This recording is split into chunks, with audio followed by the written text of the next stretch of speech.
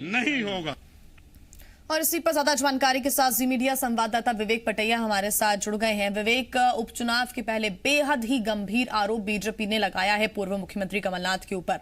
क्या स्थितियां हैं अभी, बीजेपी का क्या कहना है? मध्य प्रदेश बीजेपी आज पूरे प्रदेश भर में और खासकर उन 24 विधानसभा क्षेत्रों में जहां पर उपचुनाव होने हैं वहां पर प्रदर्शन कर रही है। पूर्व मुख्यमंत्री और तत्कालीन केंद्रीय वाणिज्यिक कर मंत्री कमलनाथ के खिलाफ प्रदर्शन किया जा रहा है और उनका पुतला दहन किया जा रहा है। और ये आरोप लगाए जा रहे हैं बीजेपी की तरफ से कि कमलनाथ ने केंद्रीय मंत्री रहते हुए चीनी वस्तुओं को भारत में भेजने की अनुमति दी थी, जिससे भारतीय बाजार में चीनी वस्तुओं का प्रभुत्व बढ़ा। और यही कारण है कि आज चीनी उत्पाद भारत में जमकर बेचे जा रहे हैं और इसलिए इसके दोषी जो है वो कमलनाथ है, ये बीजेपी नेताओं का आरोप है। अभी कुछ ही देर पहले बीजेपी के प्रदेश उपाध्यक्ष रामेश्वर शर्मा ने पुतला दहन किया है कमलनाथ का। आज पूरे प्रदेश भर में मंडल स्तर पर कमलनाथ के पुतले दहन के कार्यक्रम बीजेपी ने रखे हैं और कह सकते हैं कि एक बड़ा मुद्दा बीजेपी ने जो है उपचुनाव के पहले भुनाने की कोशिश यहाँ पर की है। बीजेपी के तमाम बड़े नेताओं के आरोप जो है वो सीधे कमलनाथ के ऊपर है कि कमलनाथ ने केंद्रीय मंत्री रहते हुए ये चीनी वस्तुओं को मध्य प्रदेश में और देश में बेचने की अनुमति दी, जिससे चीनी बाजार वस्तुओं का भारतीय बाजार में प्रभुत्व बढ़ा। लेकिन विवेक, बात यह है जैसा कि पूर्व मुख्यमंत्री कमलनाथ ने भी ट्वीट किया था, एक के बाद एक ट्वीट करके उन्होंने ये लिखा था कि पुरानी बातों को इस तरह से पेश करना बीजेपी की आदत है, बीजेपी की खासियत है कि पहले की जो बातें हैं जिससे कोई लेना देना नहीं है अभी की बातों का, उनको ऐसे निकालकर जनता के सामने तोड़ मड़ोड़ कर पेश बीजेपी कर रही है। और अगर ऐसा ही था, तत्कालीन वाणिज्य कर मंत्री रहते हुए अगर कमलनाथ ने इस तरह से करार किया था तो उसको लेकर पहले ही बीजेपी ने क्यों मुद्दा नहीं बनाया, अब जाकर क्यों आंख खुल रही है? जी हाँ, बिल्कुल सही बात है कि तत्कालीन मुख्यमंत्री वाणिज्यिक कर मंत्री रहते यदि उन्होंने ये अनुमतियां दी थी तब ये मुद्दा बीजेपी ने क्यों नहीं उठाया, तब उनके खिलाफ प्रदर्शन क्यों नहीं किया गया। आज प्रदर्शन करने के पीछे क्या कारण है? जब चीन और भारत की सीमाओं पर तनाव है, ऐसी स्थिति में भारतीय जनता पार्टी कांग्रेस और कांग्रेस के नेताओं को आधार बनाकर प्रदर्शन कर रही है और उनको इसके लिए दोषी करार दे रही है। तो इसके पीछे का मंतव्य क्या है, ये तमाम सवाल खड़े भी होते हैं और खुद कमलनाथ ने ट्वीट के जरिए ये सवाल खड़े किए हैं और बीजेपी की नीयत पर भी सवाल खड़े होते हैं कि आखिर आज इस प्रदर्शन की आवश्यकता क्या है, आज पूरे प्रदेश में प्रदर्शन क्यों किया जा रहा है। ये जब वाणिज्यिक कर मंत्री थे कमलनाथ, लोग इकट्ठा हो रहे हैं और जब कांग्रेस ने प्रदर्शन किया था तो तमाम आरोप यहाँ पर बीजेपी के कार्यकर्ताओं ही लगाए थे। अब बीजेपी ने प्रदर्शन किया है, अलग अलग क्षेत्रों में बीजेपी के कार्यकर्ता इकट्ठा हुए हैं, क्या उन्हें अनुमति मिली इस प्रदर्शन के लिए? क्योंकि लगातार कोरोना का संकट है, ऐसे में सोशल डिस्टेंसिंग का भी पालन करना है। हालांकि इस मुद्दे को लेकर किसी ने अभी तक कुछ कहा नहीं है, लेकिन उसके बावजूद भी ये लगातार बताया जाता है कि अनुमति अगर मिल रही है तो ही आप प्रदर्शन कर सकते हैं लिमिटेड लोगों के साथ। क्या इस बारे में कोई जानकारी? देखिए, अनुमति लेकर ही प्रदर्शन किया जाएगा और बीजेपी ने भी कल जो सर्कुलर जारी किया उसमें भी यही लिखा था कि सोशल डिस्टेंसिंग का पालन करना है और अनुमति लेकर प्रदर्शन करना है। अब ये देखना होगा कि स्थानीय थाना पुलिस यदि इन प्रदर्शनकारियों पर एफआईआर करती है तो इसका मतलब साफ है कि प्रदर्शन की अनुमति इन लोगों ने नहीं ली थी। और सोशल डिस्टेंसिंग की बात है तो राजनीतिक कार्यक्रम में हम पिछले कई दिनों से देख रहे हैं कहीं भी सोशल डिस्टेंसिंग का पालन नहीं होता है और नेता भले कहते हैं कि सोशल डिस्टेंसिंग का पालन करें, लेकिन दिखाई बिल्कुल नहीं देता है। मास्क लगाकर लोग निकलने की हिदायत देते हैं और सलाह देते हैं, लेकिन बीजेपी के नेता हो या कांग्रेस के नेता हो, और इस मुद्दे को खूब बुनाने की कोशिश भी की जा रही है। विवेक, आप हमारे साथ लगातार बने रहिए। कांग्रेस से भूपेंद्र गुप्ता जी हमारे साथ जुड़ गए हैं। भूपेंद्र जी, स्वागत है आपका जी मध्य प्रदेश छत्तीसगढ़ में।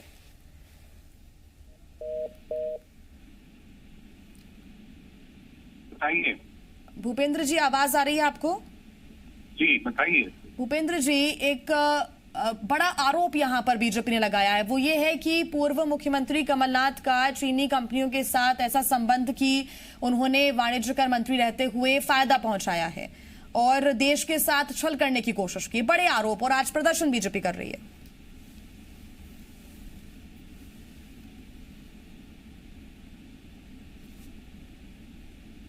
भूपेंद्र जी,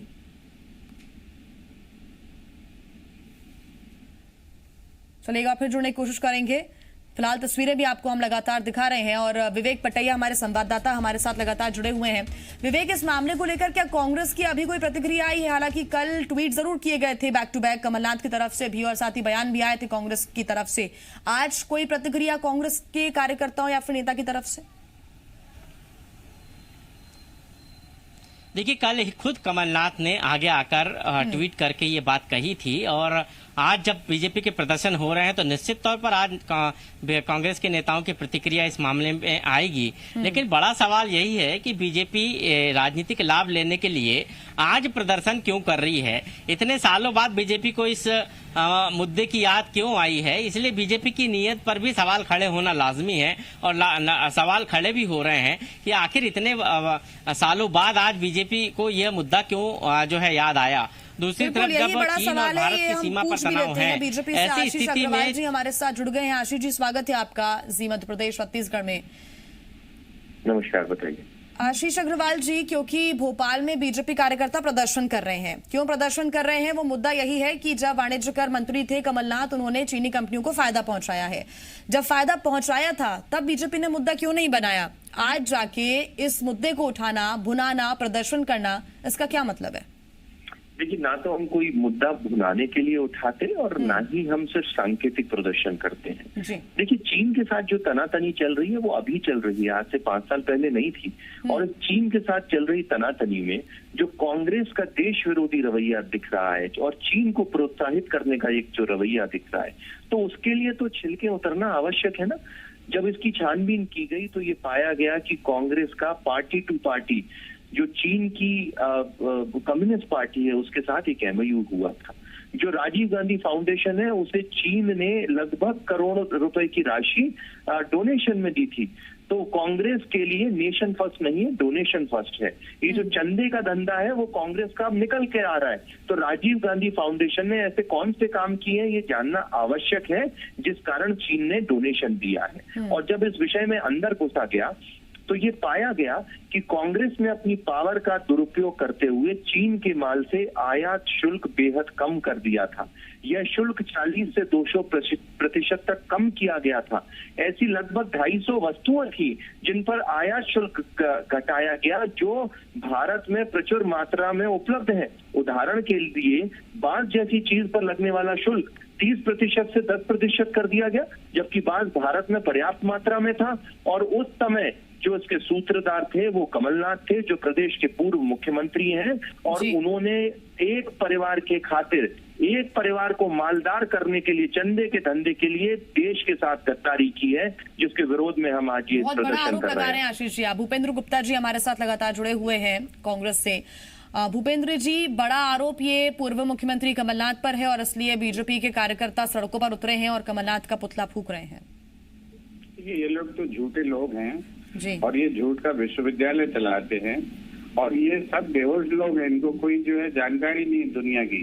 2005 का मामला आज ये इसलिए उठा रहे हैं क्योंकि जो है 20 शहीद हो गए हैं सैनिक, उसका ये जवाब नहीं दे पा रहे हैं। चीन ने हमारी सीमा पर कब्जा कर जवाब नहीं दे पा रहे हैं। और ये जो अभी ज्ञान सिंह जी आपको बात बता रहे हैं, मैं इस पे आपसे कहना चाहता हूँ कि ये बनाए ORG फाउंडेशन कौन है और उसको कौन चला रहा है?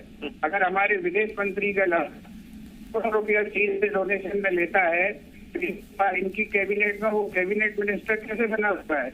ये इसका जवाब दे। ये जो है ORG फाउंडेशन ये चंदा ले चुकी है।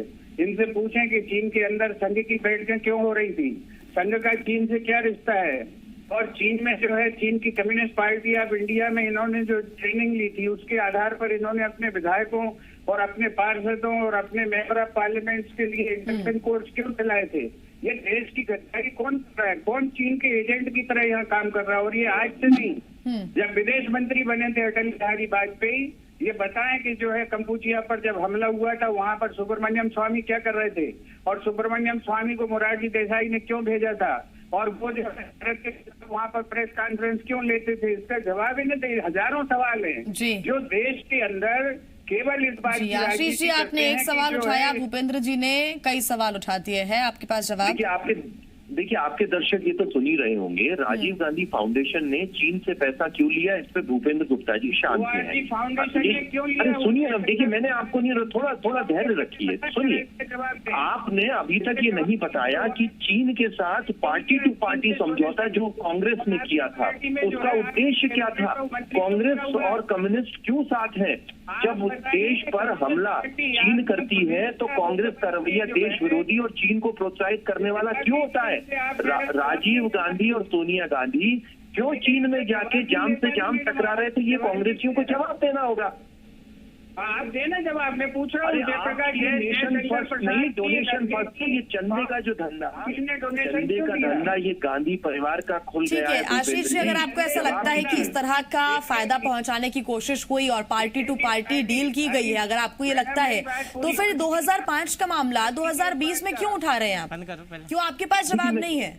अरे क्यों, कैसी बात कर रहे हैं आप? सुनिए ना मेरा जवाब। मैंने आपसे कहा इस देश पर हमला चीन ने किया। सबसे पहले तो आप इनको चुप कराएं। ये भूपेंद्र जी मैं लौट रही हूँ आपके पास। भूपेंद्र जी मैं लौट रही हूँ आपके पास, लौट रही हूँ मैं। आशीष जी जवाब दें। देखिए, मैंने आपको बताया चीन ने इस देश के साथ नापाक हरकतें जो करना शुरू किया है वो अभी शुरू किया है खुल के।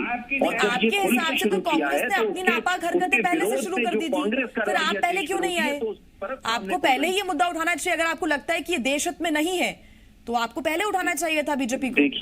देखिए मैं आपको वही बता रहा हूँ, भारतीय जनता पार्टी ने देश हित में मुद्दे उठाए हैं, इसीलिए तो हम 2 से 300 पे और कांग्रेस 400 से 40 पर है। शहादत का अच्छा आप ये बताएं, क्या आप ये इंतजार कर रहे थे कि चीन हावी होकर हमला करे और उसके बाद जब आप जवाब ना दे पाए तो फिर आप पूर्व मुख्यमंत्री का पुतला जला रहे हैं सड़कों पर इस मुद्दे को उठाते हुए?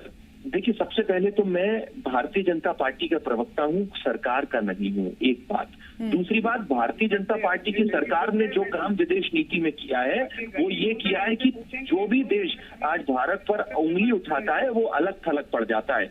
तो भारतीय जनता पार्टी की सरकारों ने जो कीर्तिमान तय किए वो पूरा देश देख रहा है और विश्व देख रहा है। मैं आखिरी मत लूंगी भूपेंद्र जी का। भूपेंद्र जी आखिरी कमेंट आप करेंगे। किलोमीटर जगह दे देती है। भूपेंद्र जी आपके पास आ रही हूँ, कमेंट होगा आपका। भारतीय जनता पार्टी की सरकार है जिसकी मिशन फर्स्ट है, डोनेशन फर्स्ट नहीं। ये चंदे का धंधा चलाने वाली पार्टी नहीं है ना सरकार है। भूपेंद्र जी आपको आवाज आ रही है? आखिरी कमेंट आपका। भूपेंद्र जी आपका आखिरी कमेंट रहेगा। मेरी बात, डोनेशन फर्स्ट किसके लिए है? ये तो चंदा डोनेशन फर्स्ट आपके लिए है। राजीव गांधी, सोनिया गांधी मेरी बात करने दीजिए। बनाने वाली कंपनी जो रोज चंदा खा जाते हैं, इन्होंने चंदा लिया। देखिए, अपने अपने तर्क हैं कांग्रेस और बीजेपी के, और ये भी कह सकते हैं कि उपचुनाव के पहले इस मुद्दे को भुनाने की भी कोशिश की जा रही है, लेकिन देश हित में कितना सोचा जा रहा है इसके बारे में दोनों ही पार्टियों के पास शायद कोई जवाब नहीं है। भूपेंद्र जी बहुत धन्यवाद आपका। आशीष अग्रवाल जी आपका भी बहुत धन्यवाद। एक छोटे से ब्रेक के लिए